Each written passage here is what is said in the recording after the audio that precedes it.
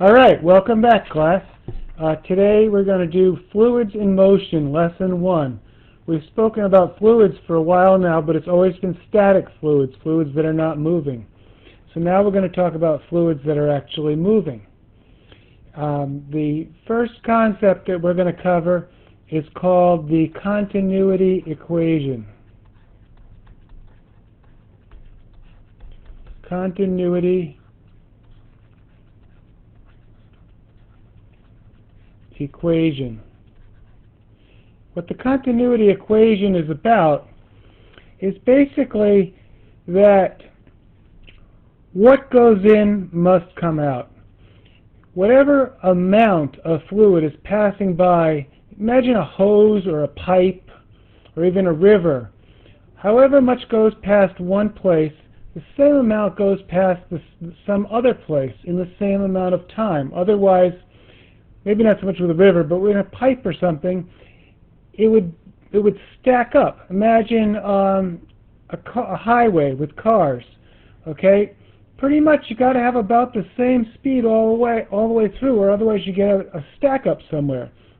Fluids don't like to stack up, so you're going to have what we're going to talk about is something called the mass flow rate.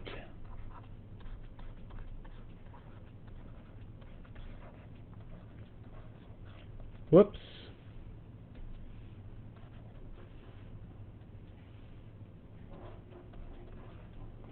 Okay, so what is the mass flow rate? That's the number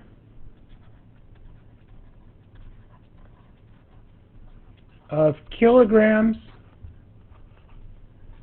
of fluid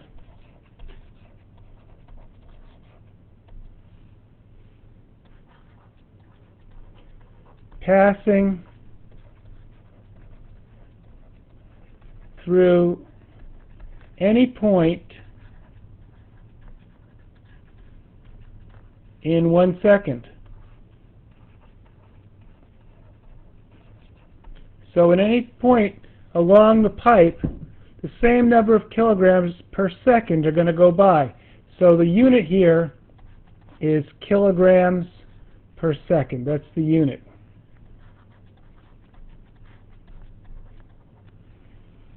So how are we going to calculate kilograms per second? Well, imagine this is a pipe or a hose.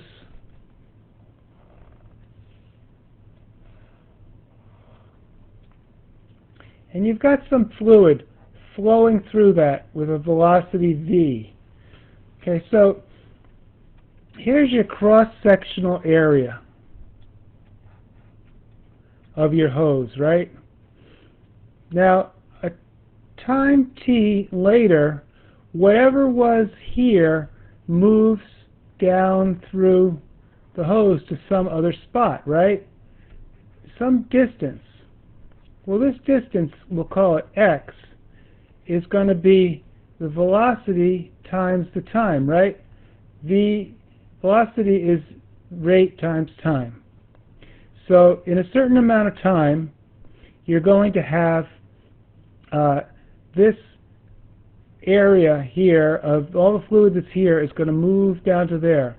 So in fact, in that amount of time, you will have the volume of fluid that has gone through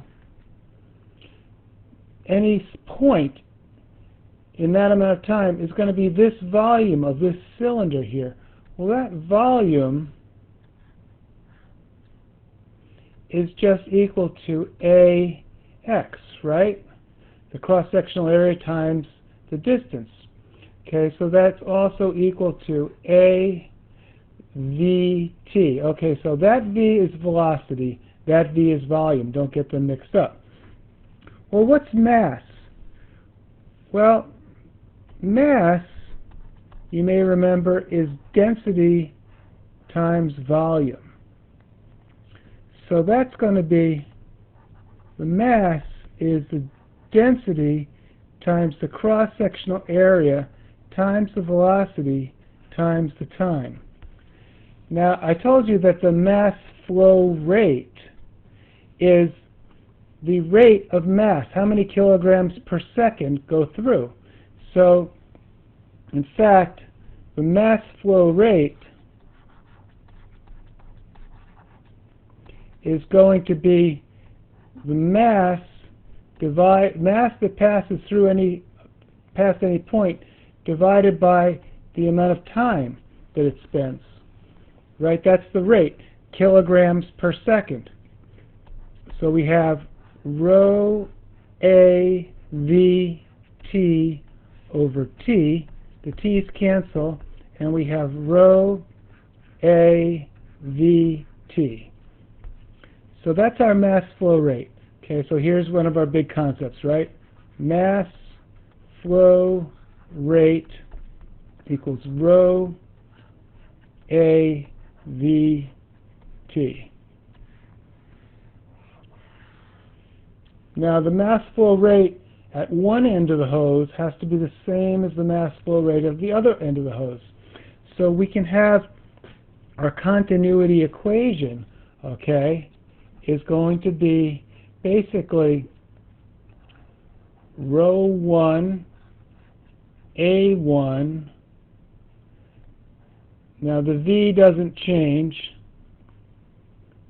Oh, wait a minute, that T goes away. Oops. Sorry about that.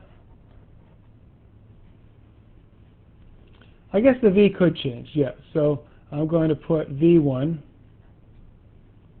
equals rho 2 A2 V2.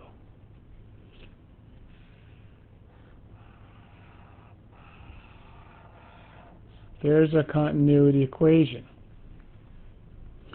Alright, so you want to hold on to that one, but the truth is, most of the time, rho doesn't change either, right? Because the density of water, for instance, doesn't change much.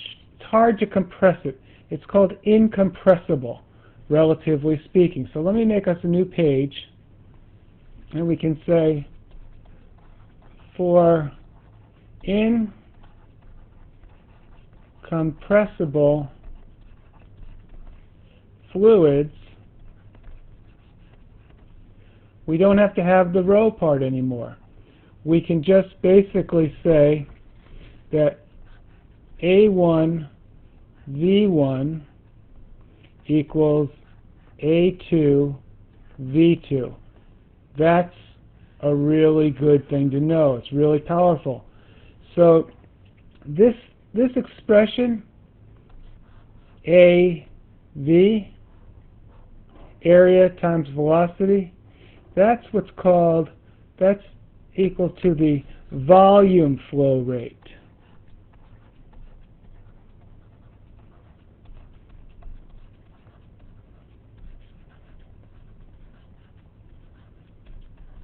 That's the number of meters cubed per second. How much volume per second goes through past any one spot. So for an incompressible fluid, this is conserved. So the continuity equation basically becomes this one right here. So let me give you an example. You've got a garden hose, right?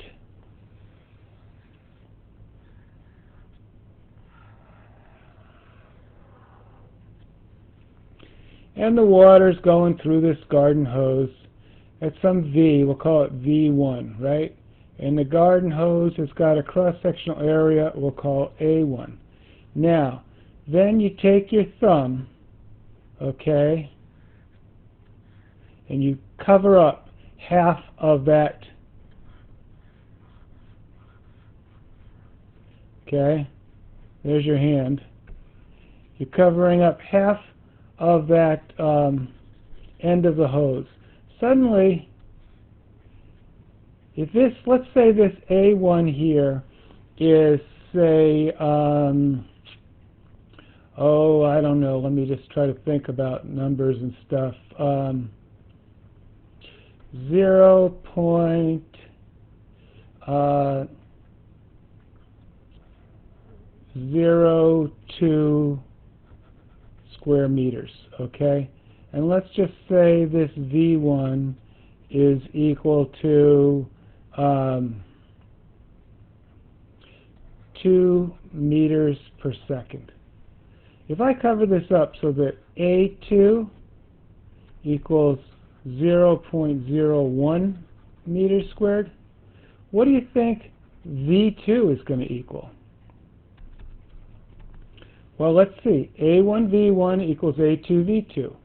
So 0.02 times 2 equals 0.01 times V2.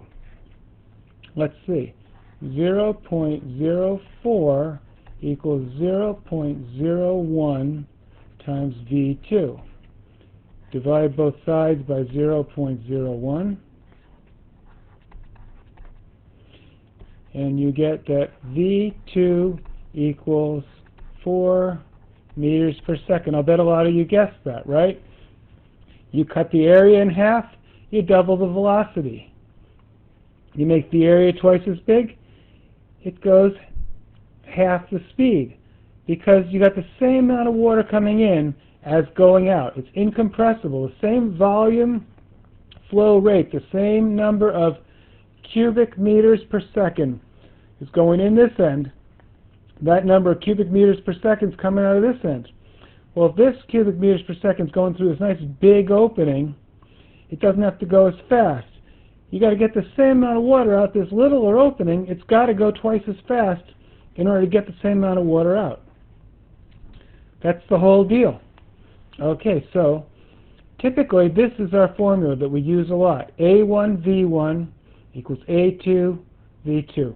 By the way, that is often called Q. Okay? So this is Q here.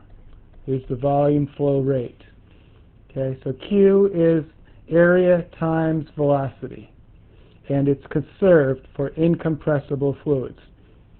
If you happen to have a compressible fluid, then you got to throw this rho in here.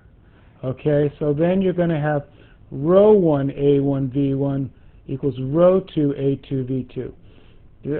This piece here is the mass flow rate, because this is, even if the fluid can be compressed, you're still going to have the same amount of fluid going in as the amount of fluid going on. The same number of kilograms of fluid coming in as kilograms of fluid coming out. This is kilograms per second, okay, mass flow rate. Whereas the other one, if I can get to that next page, this is meters cubed per second, volume flow rate. Now we don't care about mass because volume and mass are pretty much like the same thing if the density doesn't change, right?